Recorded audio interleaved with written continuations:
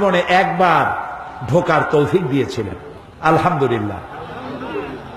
আমার চোখের সামনে অনেক রাজা বাদশা আমার চোখের সামনে ঢুকছে, জীবনে বহুবার আল্লাহ নিয়েছেন। বাইরে দাঁড়ায় এতিমের মতো কাঁদছি যে আল্লাহ এই ঘরটার মধ্যে যদি একবার ঢুকতে পারতাম। কুয়েত এবং ইরাকে যেবার যুদ্ধ বাঁধল, সেই যুদ্ধের মীমাংসা বৈঠক আহ্বান করলেন বাদশা ফাহাদ। তাতে পৃথিবী থেকে 400 মেহমানদেরকে দাওয়াত দিলেন মীমাংসা বৈঠকে। কেমনে কেমনে আমার মতো একটা ভাঙ্গাছেড়া মানুষও দাওয়াত পাইল। আমি তখন যখন প্লেনে উঠেছি, তখন আমার মনের মধ্যে একটা চিন্তা হলো, সারা জীবন যে আশাটা করতেছিলাম আল্লাহ যদি এইবার এটা পুরো করতেন। আমাদেরকে হোটেলে নিয়ে জায়গা দেওয়া হলো। এশার নামাজের পর একটা ব্রিফ কেস দিল সমস্ত মেহমানদেরকে। ব্রিফ কেসের ভিতরে কাবা শরীফের গেলাপ পাইলাম, আতর পাইলাম, জায়নামাজ পাইলাম, আর পেলাম অনুষ্ঠান সূচি। অনুষ্ঠান সূচিতে লেখা 3 দিনের সমাপনী দিবস, 3 দিন কনফারেন্সের শেষ দিন, ওটা বৃহস্পতিবার দিবাগত রাত। শুক্রবার সকাল 7:30টায় মেহমানদের জন্য কাবা শরীফের দরজা খুলে দেওয়া হবে। আমি তো পড়িয়া আমার চোখে তখন পানি এসে গেছে। বৃহস্পতিবার রাত্রে সকালের অপেক্ষার করিনি, গোসল করে নতুন কাপড় চোপড় পরে সারা রাত তাওয়াফ করেছি, নামাজ পড়েছি, সকালের অপেক্ষা করেছি।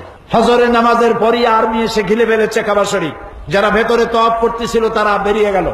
মাতাফের কিছু জায়গা তারা আটকে ফেললো, বাইরের থেকে তাওয়াফ হবে। কাবা শরীফের পাশটা খালি। প্লেনে ওঠার মতো বিরাট সিঁড়ি এসে হাজির হয়ে গেল। আমি তো সারা রাত থেকে তৈরি, আমার চিন্তা আমি আগে উঠব, কিন্তু পারলাম না। তৎকালীন আজাদ কাশ্মীরের প্রেসিডেন্ট সর্দার আব্দুল কাইয়ুম উঠে পড়লেন আগে। 2 নম্বরে উঠলেন রাশিয়া এবং আফগানের যুদ্ধের নেতৃত্ব দিয়েছিলেন আব্দুর রব আস-সাইয়াফ আর-রাসূল।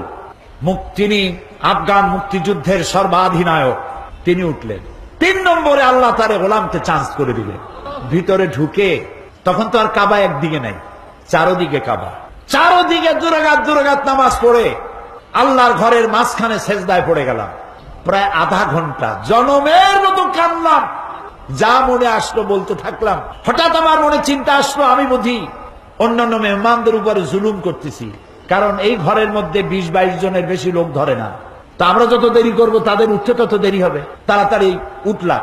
আমি দাঁড়িয়ে দেখি আমার পাশে দাঁড়ানো রাজশাহী বিশ্ববিদ্যালয়ের প্রাক্তন ভাইস চ্যান্সেলর মরহুম ডক্টর এম এ বারী। বুড়া মানুষ, সাদা দাড়ি, চোখ দিয়া বদনার নালের মতো পানি পড়ছে, দাড়ি ভিজে ভিজে পড়ছে। আমাকে আঙ্গুল দিয়ে দেখালেন কাবার দরজার দিকে। আমার চোখ গিয়ে পড়লো কাবার দরজার উপরে, যেখানে উনি আঙ্গুল দিয়ে দেখালেন সেখানে লেখা আছে ওয়াকাল রাব্বুকুম উদউনি আস্তাজিব লাকুম। তোমার রব তোমাকে বলছে আমারে ডাকো, আমি ডাকের সাড়া দেব। আমি আবারও কাঁদলাম, আল্লাহ আমার কাম আমি করছি, এবার জবাব দেওয়ার মালিক তো তুমি। আল্লাহুম্মা লা তারুদ্দানা খাইবিন।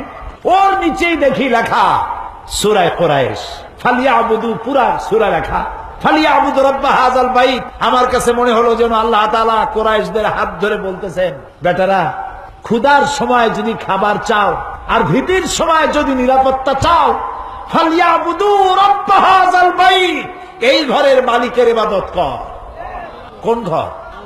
বাইতুল্লাহ।